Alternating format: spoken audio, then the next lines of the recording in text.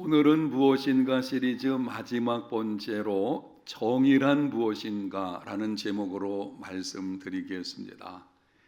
정의에 관한 말씀을 듣게 되면 딱딱하고 재미가 없고 부담스럽습니다. 세상 속에서 정의를 추구하는 삶이 되어야 한다 라고 하는 말씀 자체부터가 우리에게 왠지 부담을 주는 말씀이 되곤 합니다. 여러분, 그러나 모든 그리스도인들은 세상 속에서 정의를 추구하는 삶으로 부름받은 사람들입니다. 여러분이 말씀을 들으실 때에 성령의 도우심으로 말미암아 정의가 무엇인지를 분명히 알고 그 말씀대로 행함으로 세상을 변화시켜가는 그리스도인 저와 여러분 우리 모두가 다 되시기를 예수님 이름으로 축복합니다. 신약성경 복음서를 보게 되면 예수님을 반대한 사람들은 죄인들로 소문난 사람들이 아니었습니다. 예수님을 가장 반대하고 핍박하고 심지어 십자가 죽음에 넘겨준 사람들은 서기관들과 바리새인들, 하나님을 안다고 말하며 하나님의 이름으로 행하며 하나님에 대한 특심한 열심을 가지고 있던 사람들이었습니다. 하루에 3번 성전에 올라가서 기도를 했습니다. 일주일에 2번 금식을 했습니다. 안식일을 철저하게 지켰습니다. 철저한 11조 생활을 했습니다. 하나님을 향한 열심이 특심한, 그런데 그들이 하나님께서 보내신 자 하나님의 아들이신 예수님을 알지도 못했고 예수님을 반대했습니다. 여러분, 어떻게 그런 일이 있을 수가 있겠습니까? 조금 표현을 바꿔서 말씀을 드린다면 서기관들과 바리새인들은 오늘날 독실한 그리스도인이라고 할 수도 있겠죠. 독실한 교인들이에요. 정말 누가 보더라도 열심히 교회 생활하는 사람들, 그런데 그런 사람들 가운데서 예수님을 반대하는 일이 벌어질 수 있다고 하는 것입니다. 더 놀라운 사실은 예수님께서 가장 책망한 사람들, 예수님의 비판을 받은 사람들이 서기관들과 바리새인들이었습니다. 마태복음 23장을 보게 되면 예수님께서 그들을 책망을 하시기를 화 있을진저 서기관들과 바리새인들이요, 7번에 걸쳐서 말씀을 하십니다. 화 있을진저, 외식하는 서기관들과 바리새인들이요. 예수님께서 7번에 걸쳐서 그렇게 강하게 책망을 하시고 심지어는 이렇게까지 말씀을 하셔서요, 뱀들아, 독사의 자식들아, 사실은 독사의 새끼들아, 이렇게 성경에 기록된 것을 제가 말을 좀 순화시켜서 말씀드리는 것입니다. 아니, 예수님께서 그렇게까지 그들을 책망하시는 이유가 무엇이겠습니까? 이유 중 하나를 예수님께서 이렇게 말씀을 하셨습니다. 마태복음 23장 23절입니다.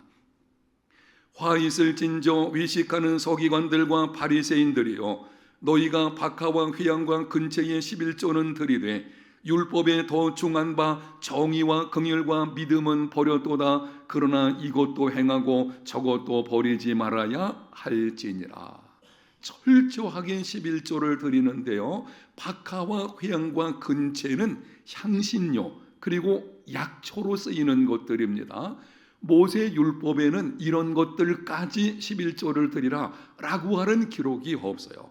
그런데 그들이 얼마나 열심히 특심한지 기록된 것을 넘어서 우리가 이렇게 하나님께 헌신하겠다고 하는, 그래서 이런 것에 11조까지를 드렸습니다.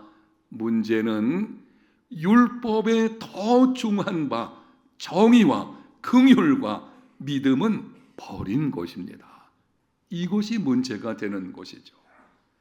아주 세세한 종교적인 생활에 관해서는 관심을 쓰면서도 정작 율법의 근본이 되어지는 아주 반드시 있어야 하는 이 정의, 긍휼, 믿음은 버린 이런 믿음의 생활은 하나님께서 인정하지 않으십니다. 여러분 오해하지 마십시오.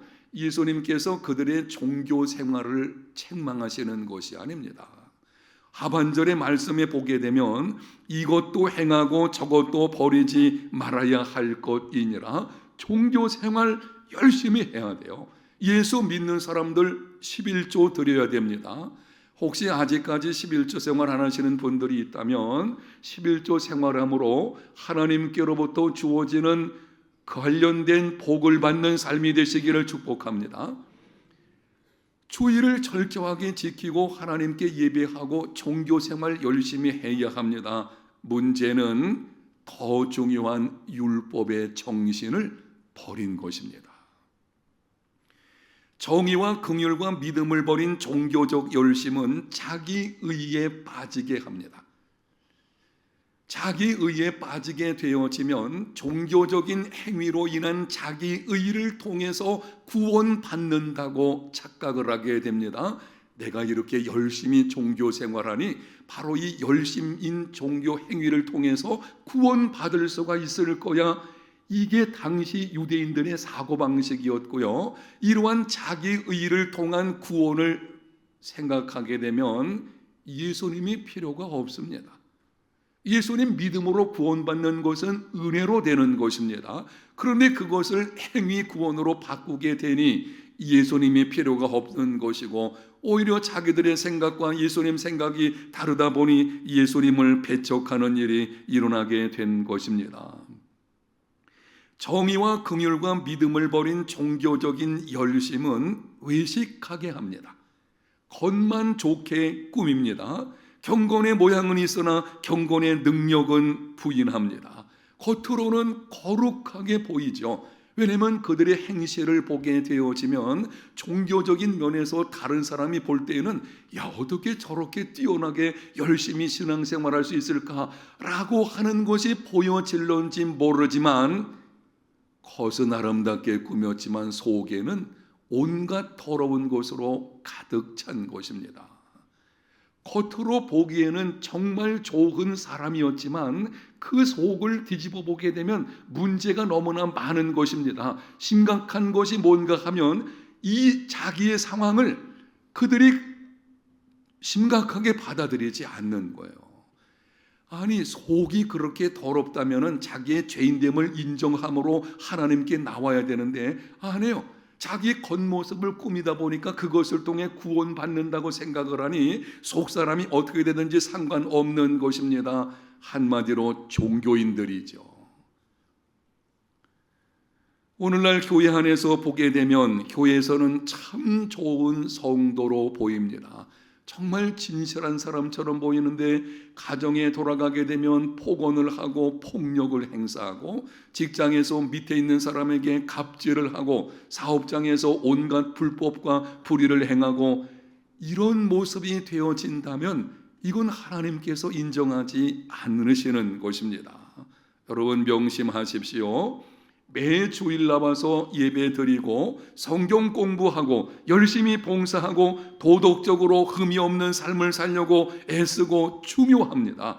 모든 그리스도인들은 반드시 그렇게 살기를 힘써야 합니다. 그런데 율법에 더 중한 바 정의와 긍휼과 믿음이 없다면 그 신앙은 하나님께서 인정하지 않으십니다.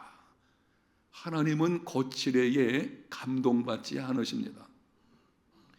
오늘 본문 6절과 7절을 보면 이스라엘 백성들이 이렇게 말을 합니다. 여러분의 이해를 돕기 위해서 현대인 성경 번역으로 말씀을 드리겠어요. 내가 무엇을 가지고 여호와 앞에 나아가 높이 계시는 하나님께 경배할까? 내가 불에 태워 바칠 번제물을 1년 된 송아지를 가지고 그 앞에 나아갈까? 내가 수천 마리의 수양이나 강물처럼 많은 감람 기름을 가지고 간다면 여호와께서 기뻐하실까? 내 허물과 영혼의 죄를 위해 내 몸의 열매인 마다들을 바칠까? 하나님을 경배하려는 열심이 있었습니다. 그들이 얼마나 하나님을 경배하려고 하는지 1년 된 숫송아지를 드릴까? 그들의 마음속에는요 수천 마리의 수양과 강처럼 흐르는 감람 기름까지도 드릴 수 있다는 거예요. 심지어는 자기들의 몸에서 난 바다들까지 하나님을 기쁘시게 하는 것이라면 드리겠다고 하는 것입니다. 그런데 그들을 향해서 미가 선지자가 이렇게 말을 합니다. 8절 말씀을 보겠습니다. 영상에 있는 말씀을 같이 한번 읽겠어요. 사람아, 주께서 선한 것이 무엇임을 내게 보이셨나니 여호와께서 내게 구하시는 것은 오직 정의를 행하며 인자를 사랑하며 겸손하게 내 하나님과 함께 행하는 것이 아니냐. 착각하지 말라는 것이죠. 미가 선지자가 그들의 종교적인 열심을 부정하는 것이 아닙니다. 그래, 너희들이 그렇게 하나님을 경배하려는 열심을 가지고 있다면 기억하라는 것입니다.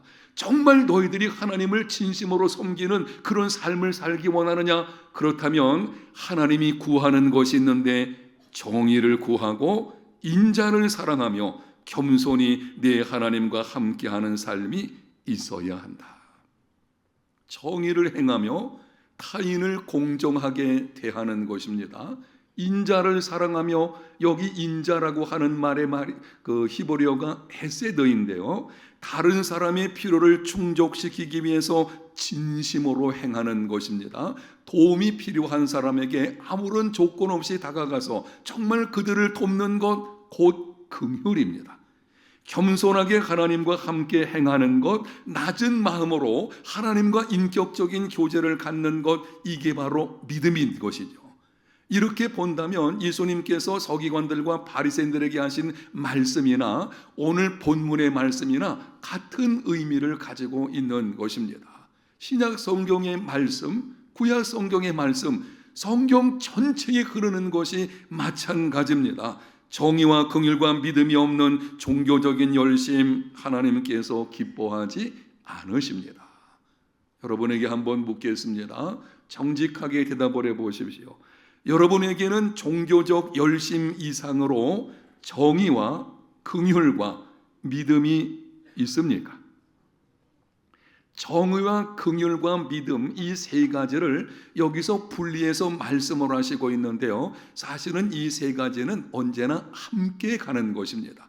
정의를 말하게 되면 긍휼과 믿음이 거기에 담겨져 있고, 긍휼을 말하게 되면 그 안에는 정의와 믿음이 함께 담겨 있습니다. 하나님을 향한 신뢰하는 믿음을 말할 때도 마찬가지죠. 거기는 반드시 정의와 긍휼이 따라와야 되는 것입니다. 그런데 오늘 세 가지로 나누어서 언급을 하고 있으니 이 중에 정의에 관해서 여러분에게 말씀을 드리게 될 것입니다. 정의가 믿음 생활에서 반드시 있어야 되는데 정의란 무엇일까? 여러 학자들이 정의에 관해서 이런저런 정의를 내리는 가운데 있지만 특별히 여러분들에게는 팀 켈러 목사님이 내린 정의를 말씀을 드리도록 하겠습니다. 팀 켈러 목사님이 그의 책 정의란 무엇인가, 제가 책을 가지고 나왔는데요, 이 아주 좋은 책입니다. 정의란 무엇인가, 여러분이 기회가 되면 한번 사서 읽어보시면 좋겠는데요, 이 책에서 이렇게 말을 합니다. 정의란 하나님이 생각하신 세상을 만드는 것이다. 정의를 추구하는 삶이 되어야 된다. 어떻게 가는 것이냐? 하나님이 생각하신 세상을 만들어가는 것, 그것이 정의입니다. 우리는 정의를 추구한다 그러면 도덕적이고 윤리적인 측면에서만 접근하는 습성이 있어요. 그러나 정의는 인간의 윤리나 도덕이 기준이 아니에요. 정의의 기준점은 하나님께 있습니다. 하나님 그분께서 생각하신 세상의 모습이 있거든요. 그 모습을 만들어가는 것이 정의입니다. 하나님께서 본래 천지 만물을 창조하시고 인간을 만드신 후에 성경에 이렇게 기록을 합니다. 하나님께서 보시기에 심히 어떻더라? 좋았더라. 하나님 보시기 너무 좋은 세상이었죠. 그런데 인간의 타락으로 인해서 세상이 왜곡되고 부패하고 변질되어진 것입니다. 하나님께서 생각하신 세상의 모습이 아닌 죄로 인해서 얼룩지어지고 전혀 다른 모습이 되어진 거예요. 여러분, 이렇게 왜곡되고 부패되고 변질된 세상 속에서 하나님이 생각하신 세상을 만들어가는 것, 그것이 정의를 실현하는 것입니다. 하나님이 생각하신 세상은 어떤 것입니까?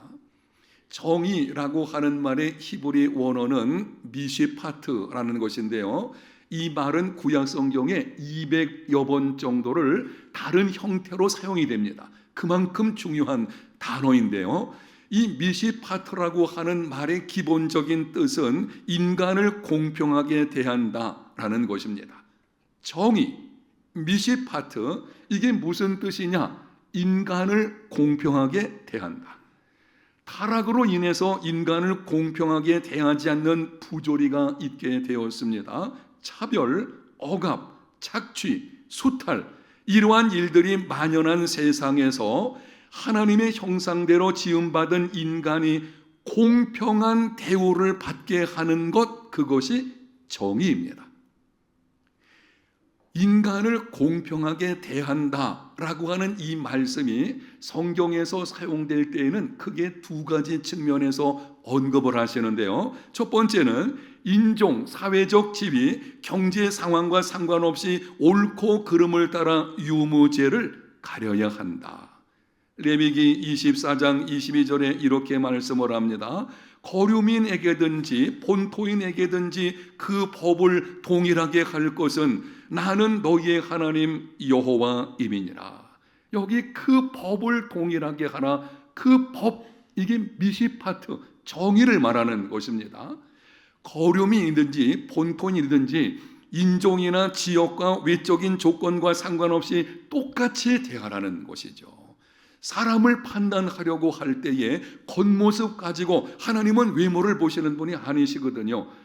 외모를 가지고 사람을 판단하지 말고 정말 그 사람을 하나님의 형상대로 지음받은 존재로 바르게 대하라, 이런 뜻을 가지고 있는 것입니다. 세상에서 들려오는 말 중에 하나가 무전유죄, 유전무죄라고 하는 것이죠. 이 말은 돈을 가지고 있으면 무죄 판결을 받고 똑같은 죄를 지었다고 해도 돈이 없으면 유죄 판결을 받는 경우들이 있다고 하는 것입니다.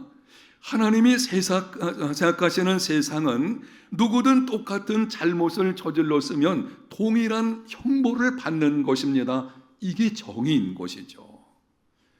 요즘 주변에서 들려오는 소식들을 보게 되면 우리 마음에 탄식이 나오게 되어집니다. 야, 세상이 왜 이렇게 어둡게 되었을까? 주님 오실 날이 멀지 않은 것이 아닌가라고 하는 생각이 들기도 합니다. 전에는 개인적 이기주의는 있었지만 집단 이기주의는 상대적으로 적었어요. 제가 인생을 많이 산 것도 아니지만 전과 지금을 좀 비교해 보게 되면 그래도 전에는 개인적인 이기주의는 있었지만 이 집단적으로 이기주의를 표출하는 것은 그렇게 상대적인 면에서 지금보다는 적었습니다. 그런데 지금은 집단 이기주의가 만연합니다. 각종 님비 현상들, 편향된 정치 집단들, 자국 패권주의, 자신이 속한 집단의 이익을 위해서는 수단과 방법을 가리지를 않습니다. 전에는 공정 문제가 객관적인 측면이 많이 있었어요. 공정해야 된다라고 할 때는 이 객관적인 측면에서 보는 게 강했습니다. 그런데 지금은 자기에게 이익이 되면 공정이고 자기에게 이익이 되지 않으면 불공정입니다. 공정의 잣대가 달라버려서요. 언제부터인지 지금 여러분이 일어나고 있는 우리나라 현실도 한번 생각을 해보십시오. 심지어는 법관의 판결에 대해서도 진영 논리에 따라서 수용하거나 공격을 합니다. 사법부에서 판사가 판결을 하게 되면 그것을 자기 편에 좋은 것 같으면 기뻐하고 아니면 공개적으로 반대를 하고, 여러분, 법이 존중되지 않으면 나라의 질서가 뭐가 되겠습니까? 이런 말이 있잖아요. 악법도 법이다. 이 말 자체가 조금 어폐가 있을지는 모르겠지만 어쨌든 법적인 면에서는 우리가 순종해야, 그래야 나라의 질서가 세워진다는 그런 측면에서 사용이 되고 있는 것입니다. 이전과 지금의 상황을 비교해 볼 때 이런 면도 있어요. 전에는 이게 판결을 받게 되면 마음에 들지 않아도 그냥 순종하는 면이 있었어요. 지금은요, 공개적으로 비판하고요, 무리를 지어가지고 거기에 대해서 심지어는 판사에 대해서 신상털이하는 이런 일이 있다는 것이 이게 안타까운 일인 것이죠. 여러분, 이러한 세상에서 인종, 사회적 지위, 경제적 상황과 상관없이 옳고 그름을 따라서 정확하게 판단하고 판결하며 대우하는 것, 이것이 인간을 공평하게 대하는 것이고 이것이 정의입니다. 두 번째는 모든 사람에게 있는 고유한 권리를 따라서 대우를 하는 것입니다. 이 땅에 존재하는 모든 사람은 하나님의 형상대로 지음받은 하나님의 걸작품입니다. 아멘. 우리는 이런 말 하게 되죠. 나는 평범한 사람입니다. 여러분, 세상에 평범한 사람은 없습니다. 세상에 존재하는 모든 사람들은 하나님의 특별한 섭리 가운데 하나님께서 계획을 세우시고 하나님이 직접 만드신 하나님의 작품들이거든요. 모두는 특별한 존재들입니다. 우리는 다른 사람을 바라볼 때에 자꾸 외적인 조건을 가지고 그 사람을 판단하는 경우가 있어요. 아니죠. 그 사람이 때로는 신체적인 장애를 가지고 있다고 할지라도 하나님이 만드신 특별한 세상에 하나밖에 없는 소중한 존재이거든요. 그래서 모든 사람에게는 고유한 권리가 있습니다. 인간답게 살아갈 수 있는 권리, 존중받을 수 있는 권리가 있습니다.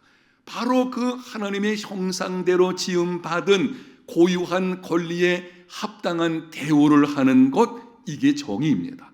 마땅히 하나님의 형상대로 지음받은 인간의 권리, 거기에 맞게 대우를 해주는 것이죠. 그게 정의인 것입니다. 구약 성경에서 미시파트라는 단어가 등장할 때에는 주로 4대 취약계층들과 관련이 되어 있습니다. 과부, 고아, 나그네, 가난한 자들을 보살피고 보호하라는 의미로 거듭해서 사용이 됩니다. 너희들이 정의를 추구하라, 이렇게 할 때에 성경에서 가장 많이 사용되는 것이 뭔가 하면 취약계층에 있는 사람들을 돌보고 보호하고 필요를 공급하라, 그게 정의라는 것입니다.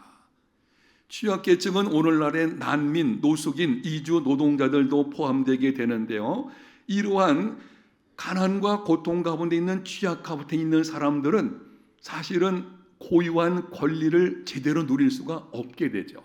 빼앗기든지 아니면 그것을 누릴 수 있는 형편이 안 되다 보니까 인간다운 삶을 살아내지 못하는 경우도 있는 것을 보게 됩니다. 이러한 취약계층에 속한 자들을 보살피고 보호하고 필요를 공급해 주므로 인간다운 삶을 살도록 해주는 것, 그게 정의입니다.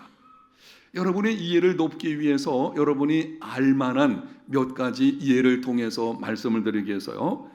영국의 양심이라고 불리는 윌리엄 윌버포스에 관한 이야기를 다시 한번 드리겠습니다. 1700년에서 1800년대의 영국은 노예 무역과 노예 제도가 성행을 했습니다. 하나님의 형상대로 지음받은 인간이 물건처럼 사고 팔리는 것, 노예 제도라는 것을 통해서 그들의 수고나 그들의 인권이나 그런 것이 착취를 당하는 것, 이건 하나님이 생각하는 세상의 모습이 아닌 것이죠. 어느 날 한 사람 윌버포스가 그의 일기장에 이렇게 기록을 했습니다.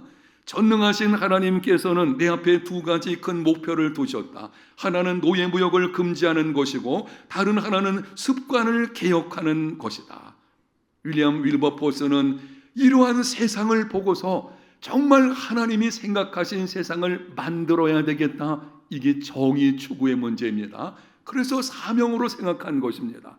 하원 의원이 되었고 동료들과 더불어서 노예 무역 폐지 운동, 그리고 노예 제도 폐지 운동을 함께 전개하게 된 것입니다. 수많은 위협이 있었지만은 그것을 감내를 했습니다. 그 결과 1810년 7년 영국 하원은 노예 무역 폐지법을 통과시켰으며 1833년 7월 26일에는 모든 노예를 1년 안에 해방한다는 법안이 통과되었습니다.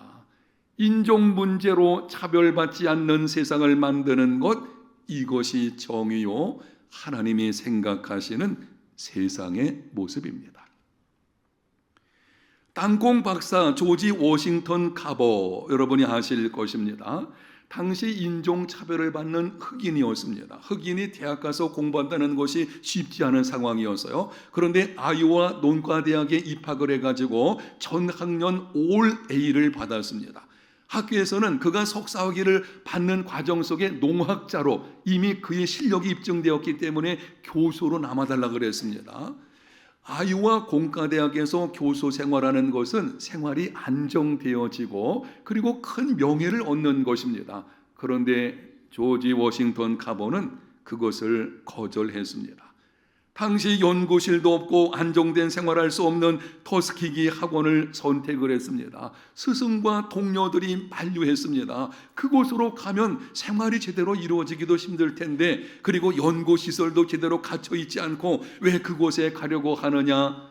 그런데 당시 미국 남부 지역의 흑인들이 기근으로 인해서 심한 굶주림 가운데 있었습니다. 그걸 보고 있는 것이죠. 그건 하나님이 생각하는 세상의 모습은 아니거든요. 워싱턴 카버가 이렇게 말을 했습니다. 나는 성공, 돈, 명예 이런 것에는 관심이 없습니다. 나는 나를 가장 필요로 하는 곳에 가려는 것뿐입니다. 하나님의 뜻이라면 어디라도 갈 것입니다. 그곳에 가서 열악한 환경이었지만 열심히 노력하고 연구해가지고 땅콩을 가지고 300가지의 제품을 개발하게 되었습니다. 특허권을 내지 않고, 특허권을 내게 되면 엄청난 재물을 얻을 수 있겠죠. 그런데 특허권 내지 않고 무료로 그 모든 것을 제공해 주었습니다. 그 결과 오랜 기근으로 굶주림 가운데 있는 남부 흑인들의 삶에 희망과 용기를 주었습니다. 가난과 굶주림의 고통 가운데 있는 모습, 하나님이 생각하신 세상이 아니죠. 그래서 그들을 위해서 자신과 자신의 것을 내어주는 것, 이게 정의인 것입니다. 하나님께서 내게 지식을 주신 것은 나의 지적인 연구를 통해서 그 고통 가운데 있는 사람들을 도우라고 하시는구나. 그래서 그들로 하여금 희망과 용기를 갖게 만드는 것이죠. 바로 그게 정의를 행하는 것이고, 바로 이 삶이 우리 가운데서 이루어져야 하는 것입니다. 마게도냐 교회 성도들을 보겠습니다.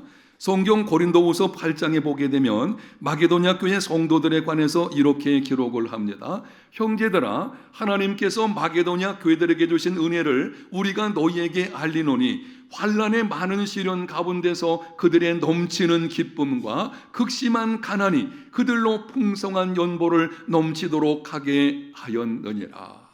당시 마게도냐 교회 성도들은 예수님 믿는 믿음 때문에 핍박을 받아서 사업상의 손해를 보고 있는 것도 빼앗기는 일이 벌어졌습니다. 그래서 극심한 가난 가운데 처해졌습니다. 그런데 소식이 들리기를 예루살렘 지역에 기근이 있어서 성도들이 곤경 가운데 있다. 그때 마게도냐 교회 성도들이 극한 가난 중에서도 가지고 있는 것을 내어주게 되었고, 이게 풍성한 연보, 성경에 기록을 하고 있죠. 이게 정의인 것입니다. 여러분 생각해 보십시오. 환난의 핍박 가운데 있는 사람들에게 무슨 넘치는 기쁨이 있겠으며, 극심한 가난 중에 있는 사람들이 무슨 풍성한 연보를 드릴 수가 있겠습니까? 그런데 그들은 상황을 뛰어넘는 사랑으로 이웃을 섬기는 것이죠. 바로 여기에 하나님의 정의가 실현되고 있는 것입니다. 성경에서 말씀하는 정의 실현에는 두 가지 측면이 있는 것을 기억하셔야 됩니다. 한 측면은 가지고 있는 자가 없는 자들에게 주는 것입니다. 이거는 때문에 사랑이에요. 내가 하나님께로부터 많은 것을 받았으니 없는 사람에게 나눠주겠다는 것입니다. 두 번째는 이 정의가 있는데요, 없는 자들이 더 없는 자들을 돕는 것입니다. 현실을 보게 되면 내 코가 석자입니다. 그럼에도 다른 사람이 곤경 가운데 있다는 말을 들었을 때에 그들을 긍휼히 여겨서 그 남은 작은 것, 어떤 면에서는 일용할 양식이 될 수도 모르겠어요. 그것을 기꺼이 내어주는 것입니다. 이게 성경에 기록되어 있는 신앙의 선진들의 모습이었고요. 그것이 하나님이 생각하시는 정의고 세상을 변화시키는 것입니다. 정의 실현은 상황의 문제가 아니라 믿음의 문제입니다. 사랑하는 여러분, 정의를 추구하는 삶을 사는 것은 해도 되고 안 해도 되는 것이 아닙니다. 팀 켈러는 이 책에서 이렇게 말을 하는데요. 제가 이 책의 내용이 인상적으로 읽었던 것이 이것입니다. 그는 가난한 사람들을 도와주는 걸 구제 이렇게 말하지 않아요. 정의 이렇게 말합니다. 왜 그렇게 표현하는가 하면 구제 이렇게 하면은 사람들이 구제는 할 수도 있고 안 할 수도 있고 이런 방식으로 대한다는 것이죠. 아니에요. 성경에서 말씀할 때는 단순한 구제 문제가 아니고 이거는 정의의 문제인 것입니다. 예수 믿는 모든 사람들의 정체성은 세상의 소금과 빛입니다. 반드시 세상 속에서 세상을 변화시키는 이 정의 추구의 삶으로 부름받은 사람들입니다. 사랑하는 여러분, 여러분이 있는 그곳에서 여러분의 가정이나 직장이나 사업장이나 사회생활이나 교회나 여러분이 있는 그곳에서 하나님이 생각하신 세상으로 만들어가는 삶이 되시기를 축복합니다. 이것이 우리의 사명이에요.